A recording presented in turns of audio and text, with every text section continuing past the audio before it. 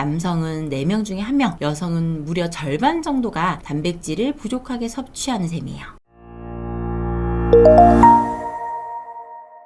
안녕하세요. 내과 전문의 닥터케이 김지은입니다. 건강에 있어서 빠질 수 없는 영양소 중 하나가 바로 단백질인데요. 단백질은 몸을 구성하는 필수 영양소로 우리 몸을 구성하는 근본적인 역할을 담당하고 있어요. 이 단백질은 체내에서 자동으로 생성되는 것은 아니라서 반드시 음식에서 필수적으로 섭취해줘야 하는 영양소예요. 우리 일상에서 실제 충분한 양을 섭취하지 못하는 경우도 덜어 있으시고, 그리고 단백질 섭취가 부족할 때 우리 몸에서 나타날 수 있는 위험성을 제대로 인식하지 못하시는 경우도 좀 있어요. 물론 바쁜 생활 속에서 영양 균형을 맞추는 식사가 쉽지는 않고, 사회생활을 하다 보면 내가 먹는 음식을 선택하지 못할 때가 많기도 하죠. 하지만 단백질이 부족한 나쁜 식습관이 계속되면 우리 몸에서는 여러 가지 신호를 보내는데요. 오늘은 3대 필수 영양소 중에 하나인 단백질이 부족하면 몸에 어떤 증상이 나타나는지 함께 알아보는 시간을 가져볼게요. 첫 번째로, 분명히 밥을 먹었는데도 자꾸 간식이 당기는 경우가 있어요.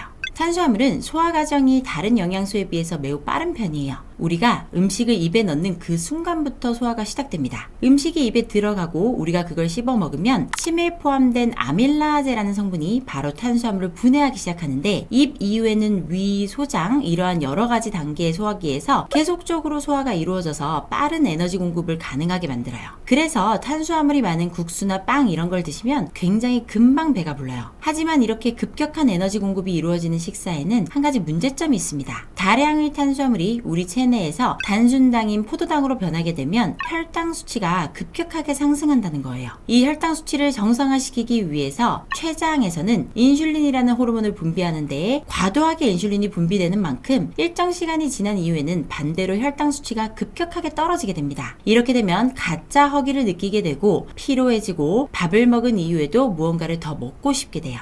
반면에 단백질은 소화 시간이 오래 걸리기 때문에 식사 후에 긴 시간 동안 포만감을 느끼게 합니다. 이는 단백질이 아미노산이라는 작은 단위들로 이루어진 복잡한 구조를 가지고 있기 때문이에요. 아미노산은 특별한 순서로 연결되어 있어서 복잡한 3차원 구조를 형성하고 있는데, 이 구조를 분해하고 소화하는 데에는 탄수화물과는 달리 많은 시간이 필요합니다. 따라서 한 끼 식사를 하실 때는 너무 탄수화물에 치중되지 않도록 단백질도 골고루 드셔야 해요. 두 번째로, 단백질이 부족하면 손톱 머리카락이 약해지고 머리가 쉽게 빠질 수 있어요. 우리 몸의 대부분이 단백질로 이루어져 있지만 특히 피부, 머리카락, 손톱은 케라틴이라는 고분자 단백질로 구성되어 있습니다. 이 케라틴은 우리 몸을 외부의 물리적 손상이나 감염으로부터 보호하는 방패 역할을 하면서 동시에 피부와 머리카락의 수분을 유지해주고 건강을 유지하는 역할을 하고 있어요. 단백질을 작게 쪼갠 단위인 아미노산은 이러한 케라틴을 형성하는 데 있어서 필요한 기본 구성 요소인데, 제가 아까 단백질은 꼭 외부에서 섭취해야 한다고 말씀드렸잖아요. 이 단백질 섭취가 충분하지 않을 때 우리의 몸은 체내에서 아미노산을 찾게 될 수밖에 없습니다. 이 과정에서 우리 몸 안에 있는 단백질들이 분해될 수도 있는데요. 체내 단백질은 대부분 근육에 저장이 되어 있어서 체내 근육량이 줄어드는 근손실이 올 수도 있어요. 동시에 케라틴의 합성에 필요한 단백질량이 부족하게 되어서 손톱이 제대로 만들어지지 않아 얇아지고 머리카락이 잘 자라지 않고 전반적으로 약해집니다. 이러한 변화들이 탈모의 원인 중 하나가 될 수가 있어요. 단백질 섭취 부족이 온몸에 영향을 끼칠 수 있다는 것 꼭 기억하셨으면 해요. 세 번째로, 단백질이 부족하면 살이 찌는 것처럼 몸이 붓게 됩니다. 부종이 생긴다는 얘긴데, 왜 단백질이 부족하면 부종이 생길까요? 바로 콜로이드 삼투압 때문이에요. 조금 복잡할 수 있는 개념인데 조금 쉽게 설명을 드릴게요. 혈액은 크게 적혈구, 백혈구 같은 혈액 세포들과 혈장, 이렇게 두 가지 성분으로 크게 구성되어 있어요. 그중 혈장 속에 단백질인 알부민이 혈액 안에서 물을 끌어당기는 힘을 가지고 있다고 보시면 되는데, 수분을 올바른 위치에 유지시켜주는 역할을 하는 거예요. 이런 현상을 콜로이드 삼투압이라고 합니다. 그리고 이 알부민이 혈액 안에 물을 잘 잡아두고 있으면 혈관 밖으로 물이 빠져나가는 것을 막아줄 수가 있어요. 그런데 만약 이 알부민이라는 단백질 성분이 줄어들게 되면 혈액 안에 물을 잡아두는 힘이 약해지게 되고, 그러면 물이 혈관 밖으로 빠져나가게 됩니다. 그러다 보면 당연히 부종의 원인이 될 수 있겠죠. 물이 있어야 되는 부분에 있지 않기 때문이에요. 이렇게 빠져나온 물들은 우리 몸의 여러 부위에 축적되게 되고 몸이 붓는 부종 현상이 나타날 수 있게 돼요. 특히 배나 다리, 손발에 주로 붓기가 나타나게 됩니다. 심한 경우에는 몸 전체가 붓게 되는 전신성 부종이 증상으로 나타날 수 있어요.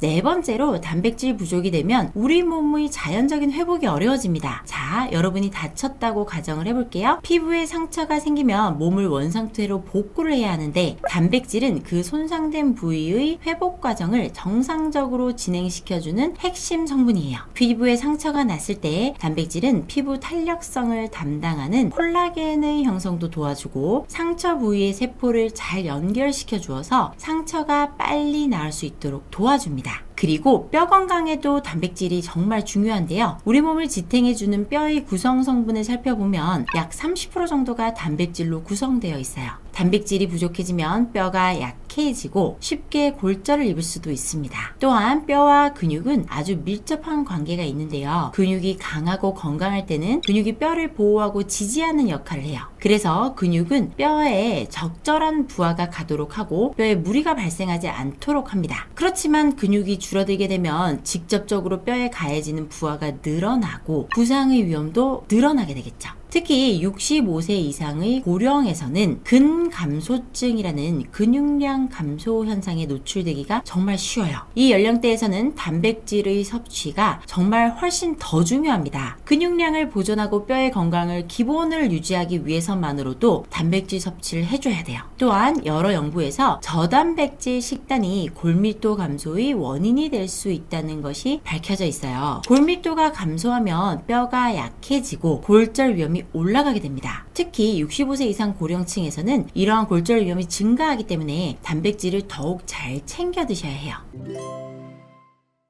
2016년에서 2018년에 걸쳐서 우리나라 65세 이상의 인구 4,000명을 대상으로 단백질 섭취 실태를 분석한 결과가 있었어요. 남성은 27.2%, 여성은 44.1%가 단백질을 부족하게 섭취하고 있었다고 합니다. 남성은 4명 중에 1명, 여성은 무려 절반 정도가 단백질을 부족하게 섭취하는 셈이에요. 그리고 남녀 모두 나이가 많아질수록 단백질을 덜 섭취하는 경향이 있었습니다. 지금 내가 살이 찌고 있고 잘 먹고 있는데 설마 단백질이 부족하겠어? 라고 생각하실 수 있지만 한 끼 식사를 대충 때운다는 식으로 뭐 라면 한 그릇 이런 식으로 드시면 단백질은 부족할 수밖에 없어요. 특히나 라면 같은 이제 고칼로리 음식들, 흔히 먹을 수 있는 것들이 절대 영양이 풍부하다고 볼 수가 없습니다. 대부분 탄수화물과 지방에 치우친 단순한 영양 구조를 갖고 있어요. 그렇기 때문에 이런 음식들은 더욱 살이 잘 찌게 만들기만 하기 때문에 한 끼를 드실 때 정말 신경을 써주셔야 해요. 일반적으로 자연스럽게 식사를 한다고 할 때는 한 끼에 섭취하는 단백질의 양은 기본적으로 10에서 15g 내외라고 알려져 있어요. 체중 1kg당 기본 1g 정도의 단백질을 섭취해 주셔야 하는데 한 끼당 15g이라고 계산을 해보면 하루 3끼 45g 정도 드시는 거죠. 그렇다면 70kg 성인 기준으로 하루에 약 20에서 30g 정도가 부족할 수 있겠죠? 45g 정도 섭취되니까. 그래서 매 끼니마다 어느 정도 단백질을 섭취를 잘 할 수 있도록 신경을 써주시는 게 좋아요. 의식적으로 내가 지금 차려놓은 이 식탁에 단백질 식품이 있나 살펴보시고 혹시 부족하다고 느껴지신다면 간단한 계란 후라이 하나라도 추가를 해주세요. 그리고 만약 반찬으로 단백질을 채우지 못하셨다면 간식으로 단백질이 풍부한 그릭 요거트나 육포, 계란, 소량의 단백질 음료 같은 것을 드시는 것도 좋은 방법이 될 거예요. 한 끼 한 끼 이렇게 조금 더 신경을 쓰셔서 영양도 건강도 가득 찬 식탁이 되셨으면 좋겠습니다. 자, 오늘 이렇게 단백질 부족에 대해서 알아봤어요. 오늘 내용이 마음에 드시면 구독, 좋아요, 알림 설정 부탁드릴게요. 감사합니다. 내과 전문의 닥터K 김지은이었습니다.